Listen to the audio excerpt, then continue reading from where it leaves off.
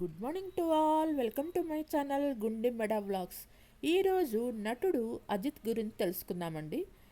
అజిత్ కుమార్ సుబ్రహ్మణ్యం పూర్తి పేరు. మే 1, 1971లో జన్మించారు. తమిళ సినిమాలో ప్రధానంగా పనిచేసే భారతీయ నటుడు.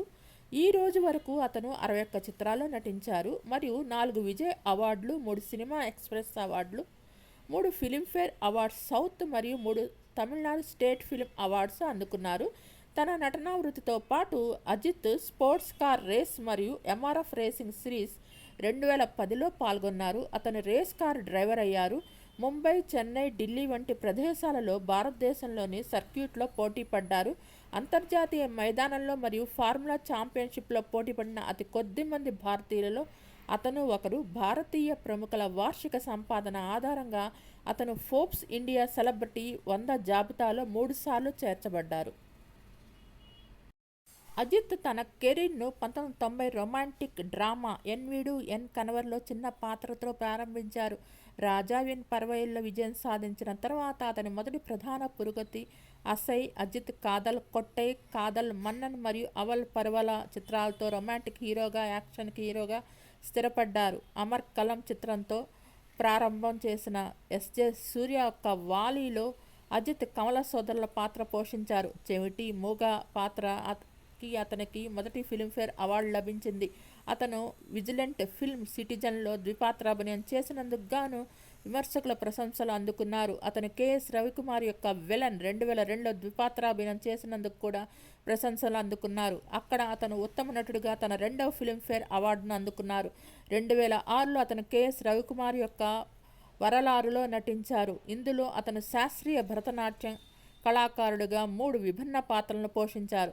ఇది 2006లో అత్యధిక వసూళ్లు సాధించిన తమిళ చిత్రంగా నిలిచింది మరియు అతనికి ఉత్తమ నటుడిగా మరో ఫిలింఫేర్ అవార్డును సంపాదించి పెట్టింది.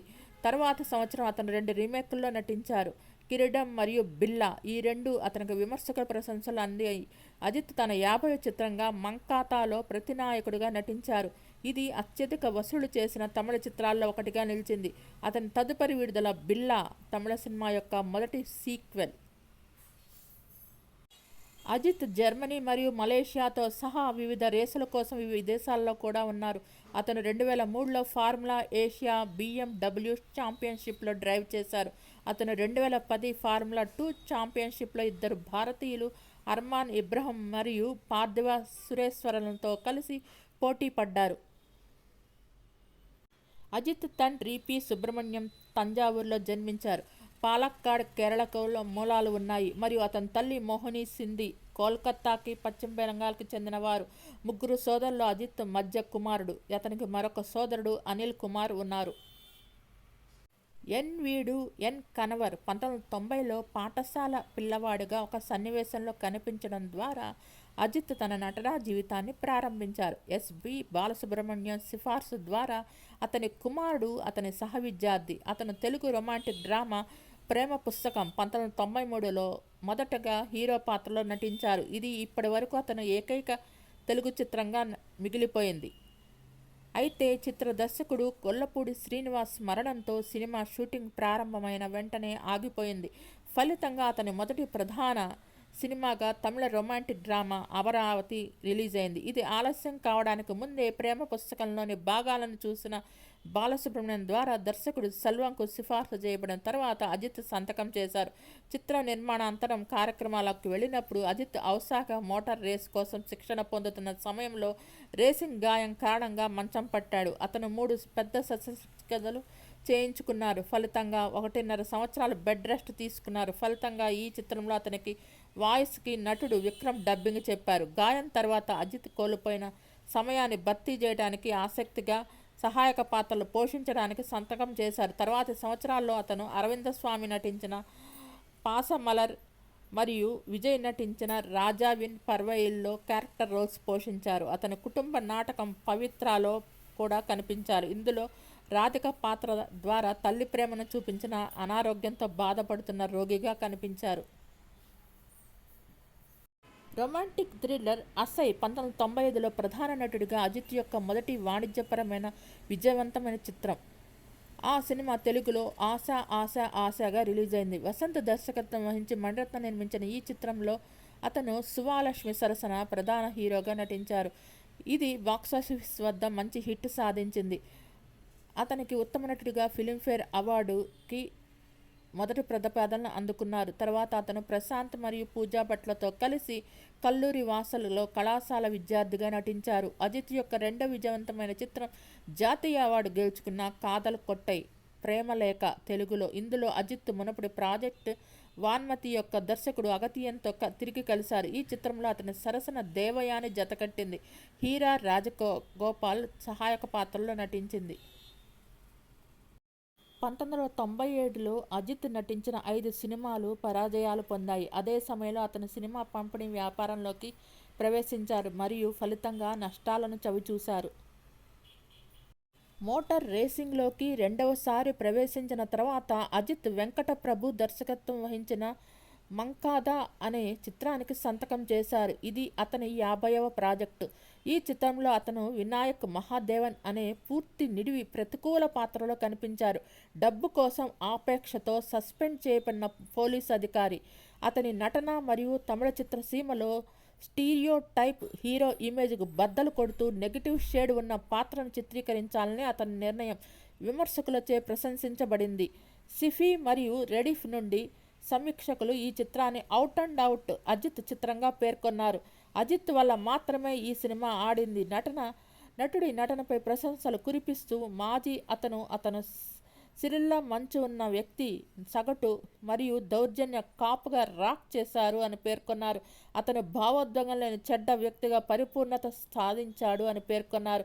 అయితే తర్వాత వారు ఆచరణాత్మకంగా అతను మొత్తం చిత్రాన్ని తన భుజాలపై మోసుకెళ్లాడు అని రాశారు. మంకథ వాణిజ్యపరంగా విజయవంతమైంది మరియు ఉత్తమ నటుడిగా ఫిలింఫేర్ అవార్డును అతని 7వ నామినేషన్ పొందింది. 2007లో అజిత్ నటించిన బిల్లా సూపర్ హిట్ అయింది. దీనికి సీక్వెల్గా బిల్లా 2 2012లో రిలీజ్ అయింది. ఈ సినిమా పెద్దగా ఆడలేదు.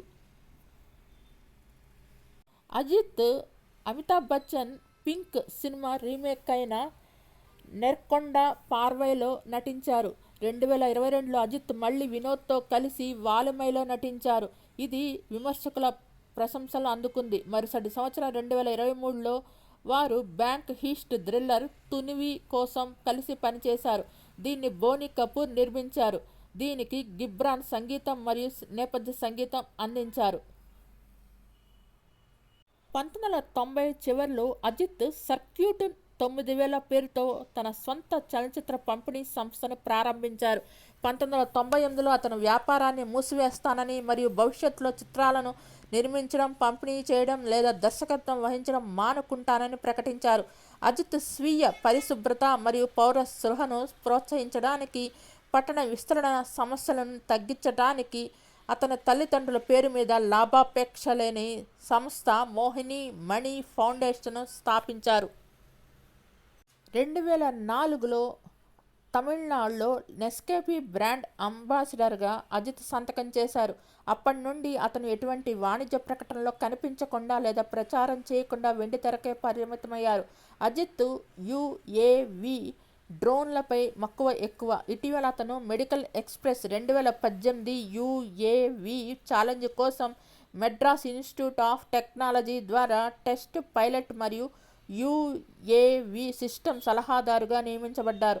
నవంబర్ 2023లో Ajith Venus Motorcycle Tours అనే మోటార్ సైకిల్ టూరింగ్ ఏజెన్సీని ప్రారంభించారు.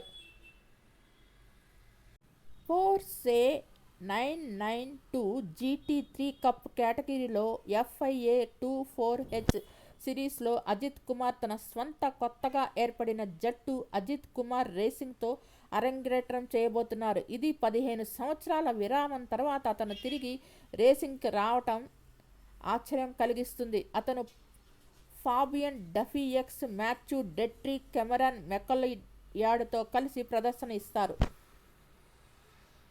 1999లో శరణ్ యొక్క అమర్కలం షూటింగ్ సమయంలో అజిత్ తన సహనటి అయిన శాలినిని ప్రేమించారు. ఆ సమయంలో వారి ప్రమేయం వారిని టాబ్లాయిడ్ గాసిప్లకు రెగ్యులర్గా సబ్జెక్టుగా చేసింది. నిజానికి నటుడు రమేష్ ఖన్నా నటిని పెళ్లి చేసుకోవద్దని అజిత్కి సలహా ఇచ్చినప్పటికీ అజిత్ 1999లో షాలినికి ప్రపోజ్ చేశారు మరియు వారు ఏప్రిల్ 2000 సంవత్సరంలో చెన్నైలో వివాహం చేసుకున్నారు. వారికి 2 పిల్లలు ఉన్నారు. ఒక కుమార్తె 2008లో, ఒక కుమారుడు 2015లో జన్మించారు. షాలినితో వివాహం ద్వారా అతను నటుడు రిచర్డ్స్ రిషి మరియు రాజీవ్ మీనన్ యొక్క కందు కొండైన్లో అతని కోడలుగా కనిపించిన నటి షామిలీకి బావ అయ్యారు.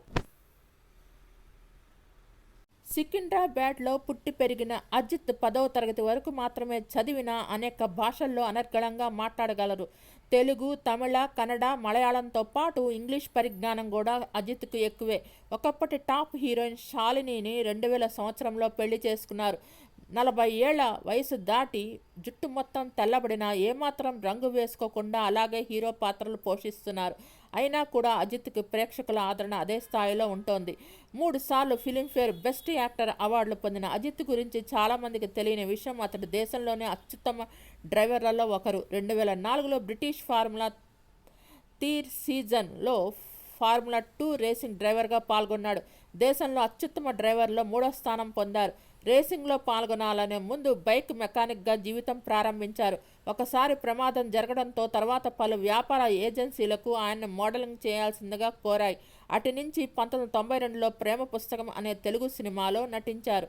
ఆ సినిమా ద్వారా తన సినీ రంగ జీవితం ప్రారంభమైంది. అజిత్ నటుడుగా మాత్రమే కాక మంచి రచయిత కూడా. 1992 నుంచి ఇప్పటిదాకా సినిమాల్లో నటించారు.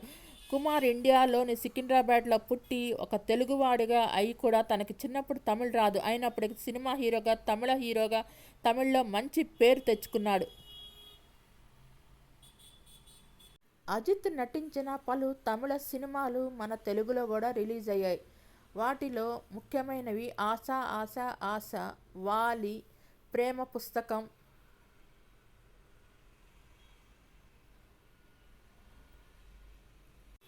ప్రేమలేఖ, విశ్వాసం తదితర సినిమాలన్నీ మంచి హిట్ తెలుగు కూడా సాధించాయి. మీకు ఈ వీడియో నచ్చినట్టయితే లైక్ చేయండి, కామెంట్ చేయండి. Thank you all. Please subscribe and support my channel Gundemeda vlogs. Thanks to each and every subscriber for supporting and subscribing my channel Gundemeda vlogs. మీరు అజిత్ సినిమాలు కానీ పాటలు కానీ చూడాలంటే మీకు యూట్యూబ్లో లభ్యమవుతాయి. చాలా మంచి సినిమాలు. వీరి భార్య శాలిని మంచి చైల్డ్ ఆర్టిస్ట్గా సినిమాల్లో పేరు తెచ్చుకున్నారు. వీరి భార్య శాలిని చెల్లెలు షామిలి కూడా పలు సినిమాల్లో నటించారు. అంజలి సినిమాలో ఆర్టిస్ట్గా నటించింది బేబీ షామిలీనే. మీకు ఈ వీడియో నచ్చినట్లయితే లైక్ చేయండి, కామెంట్ చేయండి. Thank you all.